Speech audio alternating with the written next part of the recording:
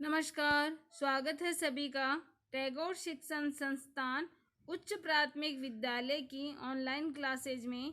आज हम सभी कक्षा 8 विषय संस्कृत पाठ संख्या 1 सुभाषितानि पढ़ने वाले हैं। इसका जो प्रथम भाग था वो हम पढ़ चुके हैं। इसका प्रथम भाग जो था वो हम पढ़ चुके हैं। आज हम जो पढ़ेंगे वो आगे पढ़ेंगे। कुछ आगे पढ़ने से पहले मैं आपको बता देती हूँ हमने पहले क्या पढ़ा था। जैसे हमने इन श्लोकों को पढ़ लिया था, फिर भी एक बार वापस बता देती हूँ मैं आपको। जैसे हमने इस श्लोक को पढ़ लिया था, एक बार ऐसे बता देती हूँ ताकि आपको पता रहे कि ये चीज़ हो गई है अपने। जैसे गुणा गुणगेषु गुणः भवन्ति ते निर्गुणं प्राप्य भवन्ति दोषाः सुस्वादु तोयः प्रभवन्ति नद्यः समुद्रमासाद्य भवन्ते पेयः। अर्थात कहने का मतलब इस श्लोक का हिंदी अनुवाद इस प्रकार है कि गुण जो है वो गुणों को जानने वाले व्यक्ति के पास ही होते हैं। जो गुण होते हैं वो गुणों को जानने वाले व्यक्ति के पास ही होते हैं। अगर वही गुण किसी गुणहीन व्यक्ति के पास आ जाए, वही गुण किसी गुणहीन व्यक्ति के पास आ जाए तो वो क्या बन जाते हैं? दोष बन जाते हैं। क्या बन जाते हैं? दोष बन जाते हैं। कहने का मतलब यह है कि गुणवान व्यक्तियों के पास ही गुण होते हैं। अगर गुण किसी गुणहीन व्यक्ति के पास चले जाते हैं तो वो दोष बन जाते हैं। जिस प्रकार जब नदियाँ पर्वतों से निकलती है, जो नदियाँ रहती हैं वो पर्वतों से निकलती है, तो उनका जो जल रहता है वो स्वादिष्ट भी रहता है और पीने योग्य भी होता है। उनका जल स्वादिष्ट होता है और पीने योग्य भी होता है।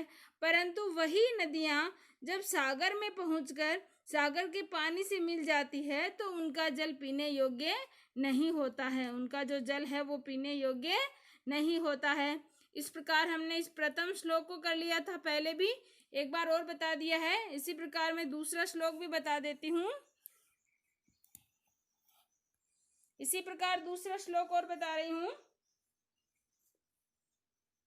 यह है आपके 2 नंबर वाला श्लोक। साहित्य संगीत कला विहीन है, साक्षात पशु पुच्छ विषाणहीन है, तृणं न खादन अपि जीवमान है, तद भागधेयं परमं पशूनाम। अर्थात कहने का मतलब इसमें यह है कि साहित्य और संगीत, साहित्य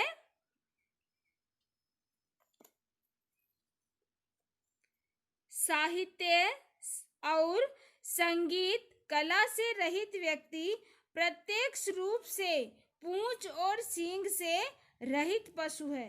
यानी जिसने साहित्य, संगीत और कला इनमें से किसी में भी अगर ज्ञान प्राप्त नहीं किया है तो वो उस पशु के समान है जो बिना पूंछ और सींग का है। उस पशु के समान है जो बिना पूंछ और सींग का है। यानी कि किस पशु के समान है? जो बिना पूंछ और सींग का है।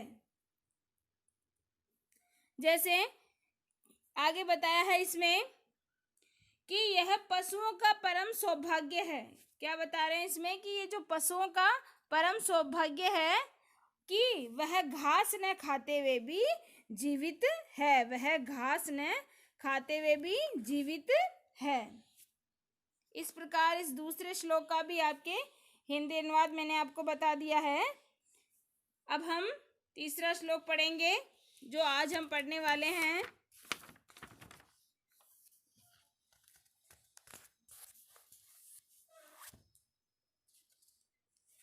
अपना ये श्लोक है आज का 3 नंबर।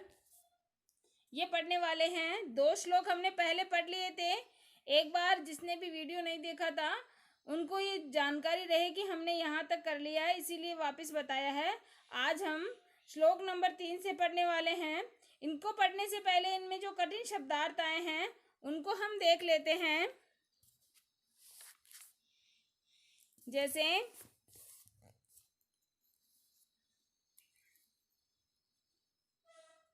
लुब्धस्य, लुब्धस्य शब्द आया है अपने। लुब्धस्य शब्द का अर्थ हो गया लोभी। क्या हो गया? लुब्धस्य शब्द का अर्थ लोभी हो गया। पिशुनश्य, पिशुनश्य शब्द का अर्थ हो गया चुगलखोर। पिशुनश्य शब्द का अर्थ क्या हो गया? चुगलखोर। मैत्री शब्द का अर्थ क्या हो गया? मित्रता। मैत्री शब्द का अर्थ क्या हो गया? मित्रता हो गया।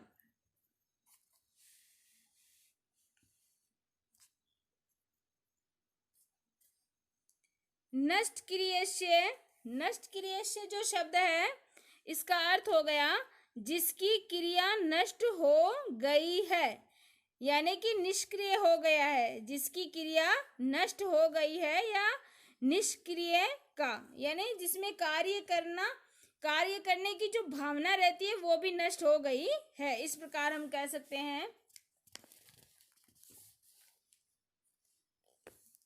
आगे देखिए, कुलम शब्द आया है। कुलम का अर्थ हुआ अपने कुल। कुलम का क्या अर्थ हुआ? अपने कुल हुआ। अर्थपरस्य, अर्थपरस्य शब्द का क्या अर्थ हुआ?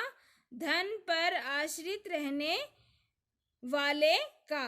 धन पर आश्रित रहने वाले का। अब अर्थपरस्य का अर्थ आया है अपने धन पर आश्रित रहने वाले का।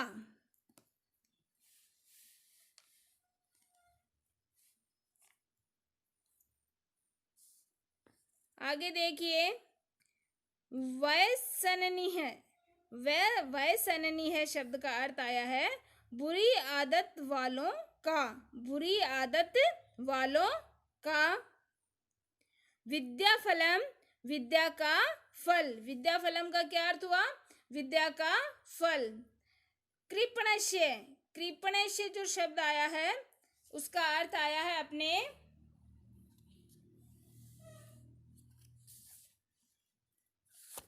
कंजूस का। कृपणस्य जो शब्द आया है उसका अर्थ क्या आया? अपने कंजूस का। सौख्यम शब्द आया है सौख्यम। सौख्यम शब्द का अर्थ होता है सुख। सौख्यम शब्द का क्या अर्थ होता है? सुख होता है। प्रमद है, प्रमतः शब्द है, जो प्रमतः शब्द है इसका अर्थ हुआ प्रमाद या आलस्य से युक्त। प्रमतः जो शब्द है इसका क्या अर्थ आया है?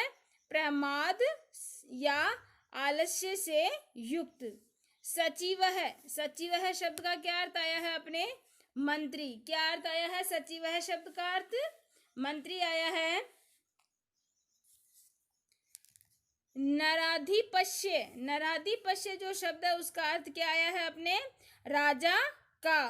क्या अर्थ आया है? अपने राजा का। राज्यम, राज्यम शब्द का अर्थ है राज्य। राज्यम शब्द का क्या अर्थ आया है? राज्य। नश्यति, नश्यति शब्द का क्या अर्थ आया है? नष्ट, नष्ट हो जाता है। नष्ट हो जाता है। अब हम श्लोक देख लेते हैं। लुब्धस्य नश्यति यस्य है पिशुनस्य मैत्री नष्ट क्रियस्य कुलम अर्थ परस्य धर्म है।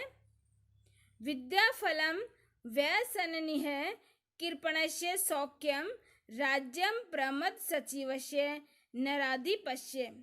अब इसका अन्वय भी आया है अपने, यानी संस्कृत में इसका सरल रूप आया है वो हम देख लेते हैं एक बार। इसमें लुब्धस्य यशः पिशुनस्य मैत्री नष्ट क्रियस्य कुलम अर्थपरस्य धर्म है। व्यसनिनो, व्यसनिनो विद्याफलम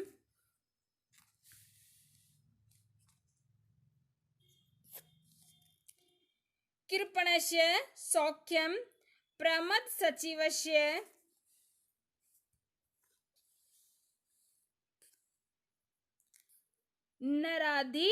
नराधिपस्य राज्यम नश्यति। अब इस श्लोक को एक बार हम देख लेते हैं, एक एक शब्द का हिंदी अनुवाद इसका पढ़ लेते हैं हम। सबसे पहले अपने शब्द आया है लुब्धस्य। लुब्धस्य शब्द का क्या अर्थ हुआ? रामस्य की तरह है। जिस प्रकार राम शब्द में षष्ठी विभक्ति का एक वचन होता है ना रामस्य, वैसे ही होता है लुब्धस्य। तो लुब्धस्य का क्या अर्थ हुआ? लोभी का। लुब्धस्य का क्या अर्थ हुआ? लोभी का क्यों आया? क्योंकि इसमें शय शब्द लगा है पीछे। राम शब्द में षष्ठी विभक्ति में एक वचन में हम देखते हैं ना रामस्य होता है ना, रामस्य, वैसे ही है ये लुब्धस्य। तो लुब्धस्य, लुब्ध शब्द तो लोभी के लिए आया है, अस्य शब्द आया तो इसमें षष्ठी विभक्ति जुड़ गई, तो लुब्धस्य यानी लोभी का। नश्यति, नश्यति शब्द का अर्थ हमने अभी क्या पढ़ा था? नश्यति शब्द का अर्थ पढ़ा था ना हमने, क्या पढ़ा था? नश्यति का यानी कि नष्ट हो जाता है। नश्यति का हमने क्या पढ़ा था? नष्ट हो जाता है। लोभी का नष्ट हो जाता है क्या? यश है। यश है यानी यश, या हम कह सकते हैं कीर्ति, कीर्ति भी कह सकते हैं और यश भी कह सकते हैं हम। तो लोभी का यश नष्ट हो जाता है, लोभी का यश नष्ट हो जाता है। पिशुनश्य, पिशुनश्य शब्द का अर्थ हमने भी क्या पढ़ा था? चुगलखोर। अब ये भी षष्ठी विभक्ति का एक वचन है, उसी प्रकार है ये भी। तो पिशुनश्य यानी चुगलखोर की या चुगलखोर का भी कह सकते हैं। चुगलखोर की मैत्री यानी कि मित्रता, चुगलखोर की मित्रता नष्ट हो जाती है। नष्ट क्रियस्य, नष्ट या नष्ट क्रियस्य यानी क्रिया शब्द यानी कार्य करना। नष्ट क्रियस्य शब्द का अभी मैंने यहाँ अर्थ आपको बताया था, जिसकी क्रिया नष्ट हो गई हो, जिसकी क्रिया नष्ट हो गई हो या जिसकी क्रिया नष्ट हो गई है, यानी जिसकी क्रिया नष्ट हो जाती है, यानी जिसमें कार्य करने की भावना ही नष्ट हो जाती है, उसका कुल, कुल का मतलब होता है वंश, कुल का मतलब क्या होता है? वंश। जिसमें कार्य करने की भावना ही नष्ट हो जाती है, जिसकी क्रिया ही नष्ट हो जाती है, उसका कुल नष्ट हो जाता है। ये दो शब्दों से मिलके बना है, कुलम अर्थपरस्य, कुलम धन अर्थपरस्य शब्द है ये। तो कुलम शब्द का अर्थ हो गया कुलिया, वंश कह सकते हैं हम, कुलिया वंश कह सकते हैं। और अर्थपरस्य शब्द का अर्थ होता है धन पर आश्रित रहने वाला। अर्थपरस्य शब्द का अर्थ आता है धन पर आश्रित रहने वाला। तो जिसमें कार्य करने की भावना ही नष्ट हो जाती है या जिसकी क्रिया ही नष्ट हो जाती है, उसका वंश नष्ट हो जाता है। और जो धन पर आश्रित रहने वाला होता है, अर्थपरस्य शब्द का अर्थ होता है धन पर आश्रित रहने वाला। जो धन पर आश्रित रहने वाला होता है, उसका धर्म नष्ट हो जाता है। क्या नष्ट हो जाता है? उसका धर्म नष्ट हो जाता है।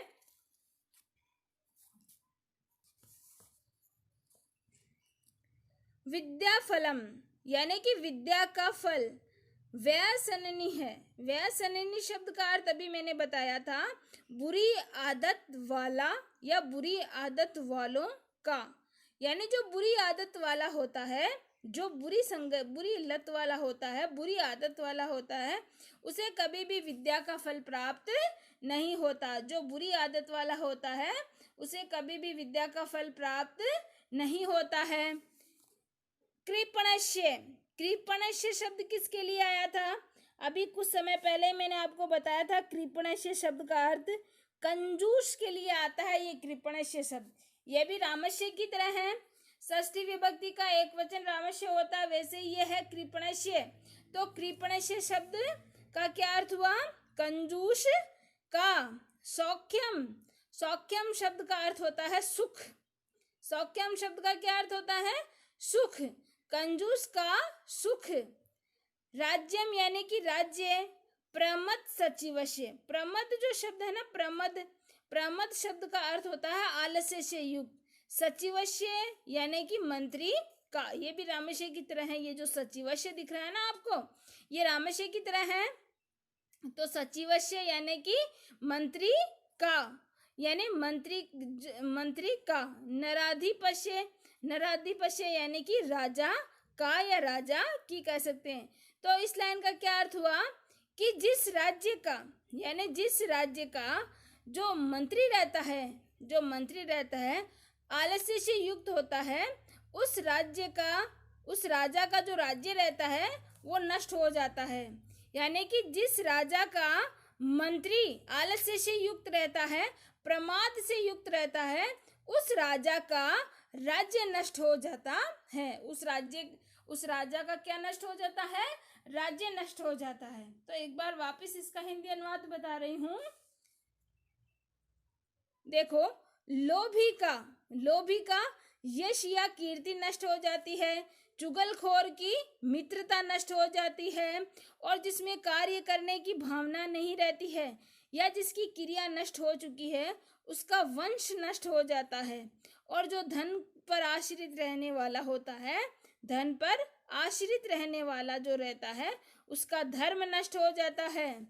और जो अब व्यसन है शब्द का अर्थ मैंने अभी बताया था आपको, बुरी आदत वाला। जो बुरी आदत वाला होता है उसे कभी भी विद्या का फल प्राप्त नहीं होता है। और जो कंजूस होता है उसका सौख्यम शब्द का अर्थ मैंने बताया था सुख। जो कंजूस होता है उसका सुख नष्ट हो जाता है।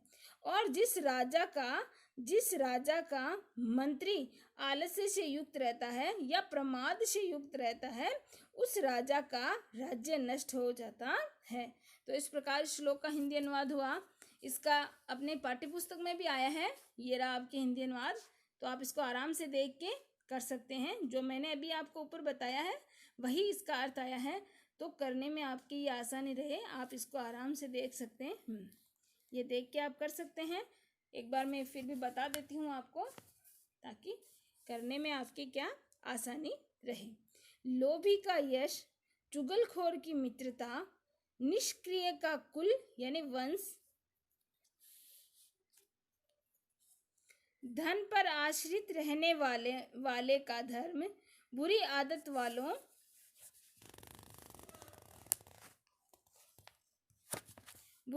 वालों का विद्या का फल या विद्या का सुफल, कंजूस का सुख, प्रमादग्रस्त सचिव वाले राजा का राज्य नष्ट हो जाता है। जो मैंने अभी आपको पहले बताया वही है इसका। इसमें क्या क्रम से दिया गया है, तो आपके करने में थोड़ी आसानी रहेगी, इसलिए आपको इसको क्रम से देख लेना चाहिए ताकि आप आराम से इसको अभ्यास पुस्तिका में उतर सके। भावार्थ है, संस्कृत और हिंदी में दोनों में ही इसका भावार्थ दिया गया है, वो हम देख लेते हैं। भावोयम यत यानी भावार्थ यह है कि यह जनः लोभम करोति, यानी कि जो लोग या जो व्यक्ति लोभ करता है, तस्य कोपि मित्रम न भवति, उसका कोई मित्र नहीं बनता।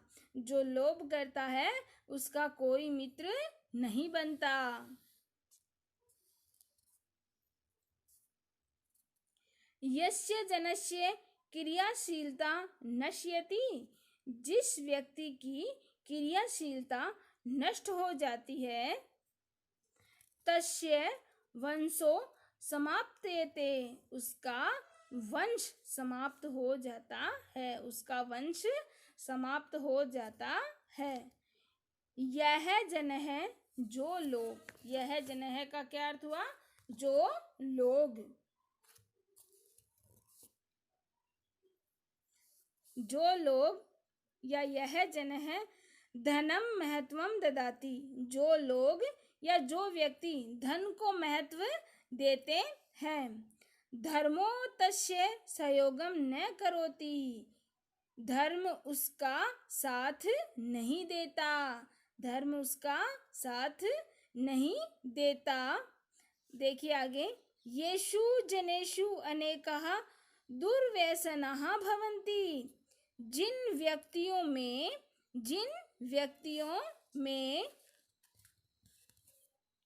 अनेक प्रकार के दुर्व्यसन है, यानी अनेक प्रकार की बुरी आदतें हैं, तेषां विद्यार्जनेन अधिगतम फलम नश्यति। अब इसका क्या अर्थ आया है? इसमें इसका अर्थ ये आया है कि उनका विद्यार्जन से प्राप्त फल नष्ट हो जाता है, उनका विद्यार्जन से फल नष्ट हो जाता है। कृपणस्य जनस्य सौख्यम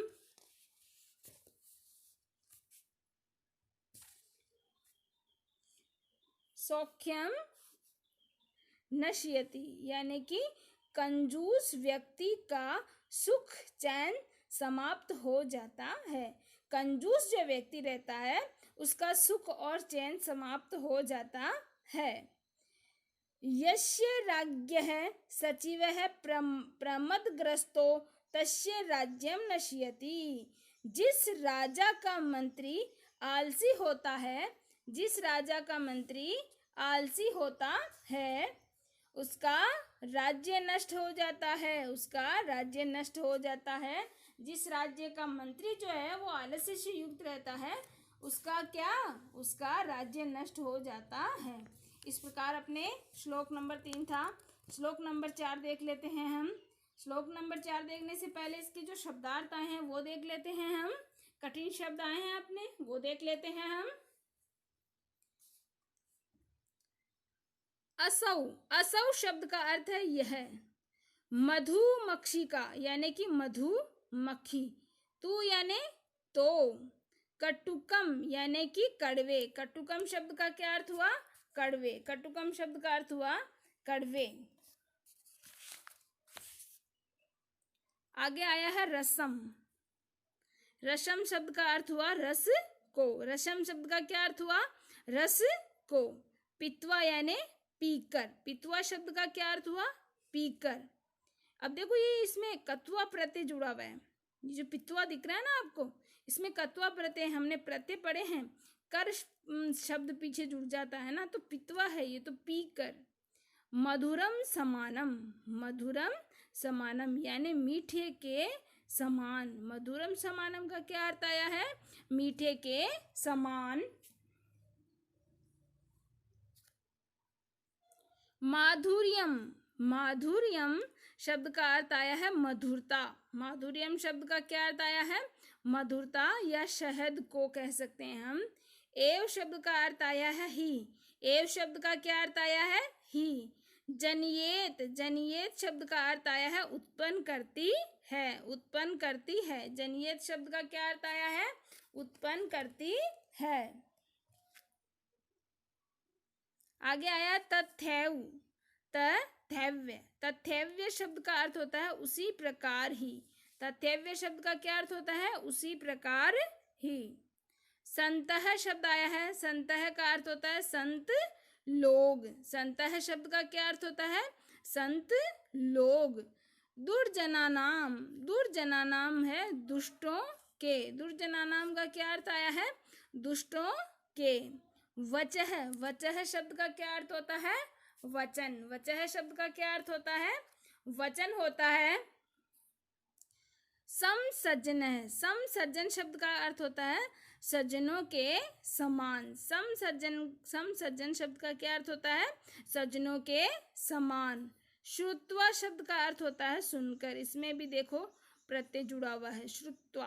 त्वा प्रत्यय है, कत्वा प्रत्यय है, तो सुनकर हो गया इसमें। आगे देखिए, मधुर सूक्त रसम। मधुर सूक्त रसम शब्द का अर्थ है मधुर सूक्तों से या मधुर सूक्तों के रस वाली मधुर सूक्ति रूप रस का। मधुर सूक्तों के रस वाली मधुर सूक्ति रूप का या रूप रस का। सृजंती, सृजंती शब्द का क्या अर्थ होता है, सृजंती शब्द का अर्थ होता है निर्माण करते हैं। सृजंती शब्द का क्या अर्थ होता है, निर्माण करते हैं। ये रहा निर्माण करते हैं। अब हम श्लोक देख लेते हैं अपना। ये रहा अपना श्लोक।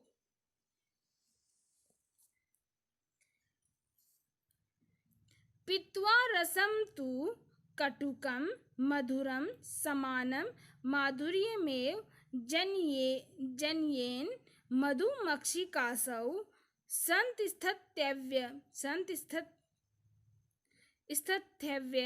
समसज्जन दुर्जनानां श्रुत्वा वचः मधुर सूक्त रसम सृजन्ति। इसका अन्वय भी हम देख लेते हैं। आसौ, आसौ मधुमक्षिका तु कटुकं रसं मधुरं समानं पीत्वा माधुर्यमेव जनयेत्।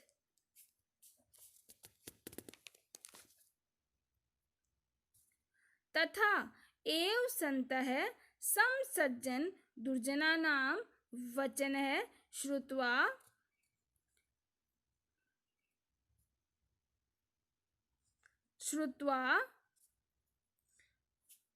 मध्य, इसमें मध्य शब्द है, इसमें मध्य नहीं होगा, इसमें होगा मधुर। मधुर सूक्त रसम सृजन्ति, मधुर सूक्त रसम सृजन्ति।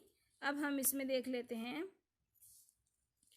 पित्वा यानी कि पीकर, रसम यानी कि रस, तू यानी कि तो, कटुकम यानी कि कड़वे, मधुरम यानी कि मीठा। मधुरम शब्द का अर्थ हमने अभी क्या पढ़ा था? मधुरम का मीठे के समान पढ़ा था। मधुरम समानम यानी कि मीठे के समान। माधुर्यमेव यानी कि मधुरता या शहद को, मधुरता या शहद को। जनयेन, जनयेन, जनयेन जो शब्द है, अब देखो जनयेन मधुमक्षी काशव, 3 शब्दों से मिलके बना है ये। जनयेन जो शब्द आया है उसका तो अर्थ होता है उत्पन्न करती है या फिर पैदा करती है। मधुमक्षी का जो शब्द है उसका अर्थ होता है मधुमक्षी। आशव यानी कि यह, आशव यानी कि यह। 3 शब्दों से मिलके बना है ये। जनयेन धन, मधुमक्षी धन, आशव। जनयेन यानी उत्पन्न करती है, मधुमक्खी, मधुमक्षिका यानी कि मधुमक्खी, और आशव यानी कि यह। तो जनयेन यानी कि उत्पन्न करती है, मधुमक्षिका यानी कि मधुमक्खी, आशव यानी कि यह। तो क्या हुआ इसका, इस लाइन का अर्थ? इस लाइन का अर्थ हुआ यह मधुमक्खी, यह देखो, यह मधुमक्खी तो समान, यह मधुमक्खी तो कड़वे को मीठे के समान पीकर, कड़वे को मीठे के समान, कड़वे को मीठे के समान पीकर ही, कड़वे को मीठे के समान पीकर ही मधुरता को ही उत्पन्न करती है, मधुरता को ही उत्पन्न करती है। जो मधुमक्खी होती है, कि यह मधुमक्खी जो है, यह मधुमक्खी जो है वो कड़वे को या कटूर को, कड़वे को और मीठे को, दोनों को समान रूप से पीकर ही बदले में मधुरता ही उत्पन्न करती है। यानी मधुमक्खी जो होती है वो कड़वा रस भी पीती है और मीठा रस भी पीती है, परंतु बदले में हमें क्या देती है? वो शहद ही देती है ना। तो शहद मीठा होता है या नहीं होता है? तो शहद ही उत्पन्न करती है। वो कड़वा रस भी पीती है और मीठा रस भी पीती है, परंतु दोनों ही पीकर वो हमें समान रूप से, दोनों समान रूप से ही ग्रहण करती है, और बदले में हमें मीठा रस या मधुरता या शहद ही बदले में देती है। संत स्थैर्य, संत स्थैर्य शब्द आया है अपने। ये जो संत शब्द आया है वो किसके लिए आया है? संत शब्द आया है सज्जनों के लिए। स्थैर्य जो शब्द आया है, स्थित अलग आया है, थैव्य शब्द आया है, तथ्यव्य शब्द है। तथ्यव्य शब्द का होता है उसी प्रकार। तथ्यव्य शब्द का क्या अर्थ होता है? उसी प्रकार। सज्जन भी, उसी प्रकार सज्जन भी। सम सज्जन दुर्जना नाम, सम यानी समान, सज्जन यानी सज्जन लोग, दुर्जना नाम यानी कि दुर्जन लोग भी। यानी कि उसी प्रकार, उसी प्रकार सज्जन भी, सज्जन जो लोग रहते हैं वो भी सज्जनों के समान, सज्जन और दुर्जनों के दोनों के ही, श्रुत्वा यानी कि सुनकर, वचः यानी कि वचन, मधुर सूक्त रसम, मधुर सूक्त रसम यानी कि मीठे वचन या मीठी सूक्ति भी कह सकते हैं हम, या मधुर सूक्तों के रस वाली मधुर सूक्ति कह सकते हैं हम। श्री जंती यानी कि निर्माण करते हैं। तो कहने का मतलब इसमें क्या है कि उसी प्रकार सज्जन दुर्जनों के वचनों को भी सज्जनों के समान सुनकर मधुर सूक्ति रस का ही निर्माण करते हैं। जिस प्रकार मधुमक्खी कड़वे और मीठे रस को, कड़वे और मीठे रस को ग्रहण करके बदले में हमें शहद ही देती है, उसी प्रकार सज्जन जो लोग रहते हैं, उसी प्रकार जो सज्जन लोग रहते हैं वो संत जनों का तथा दुर्जनों के, सज्जन और दुर्जनों के दोनों के वचन सुनकर बदले में हमें मधुर सुक्ति रस का ही निर्माण करते हैं, अच्छे वचन ही हमें बताते हैं। तो इस प्रकार हमने 2 श्लोक पढ़े हैं। इस श्लोक का हिंदी अनुवाद आप यहाँ देख सकते हैं, ये लिखा हुआ है, तो आप आराम से इसको कर सकते हैं। आप सभी को क्या करना है, आपकी अभ्यास पुस्तिका में आज जो हमने श्लोक पढ़े हैं उन श्लोकों के कठिन शब्द करने हैं आपको। ये जो कठिन शब्द आए हैं दोनों के, 2 मैंने पहले दिए थे और 2 आज के हैं, ये कठिन शब्द आपको करने हैं। फिर श्लोक लिखना है आपको और श्लोकों का हिंदी अनुवाद भी आपको लिखना है। तो इस प्रकार अभ्यास पुस्तिका में ये कार्य आपको करना है। अगले जो श्लोक है वो हम अगले वीडियो में पढ़ेंगे। जब तक आप ये श्लोक याद करिए, शब्दों के अर्थ याद करिए और कॉपी चेक कर, अभ्यास पुस्तिका जो है आपकी अभ्यास पुस्तिका वो आप विद्यालय में भिजवाइए ताकि आपके समय से चेक हो सके और आप उन चीज़ों को याद कर सकें। अगला भाग हम जल्द ही पढ़ेंगे। धन्यवाद।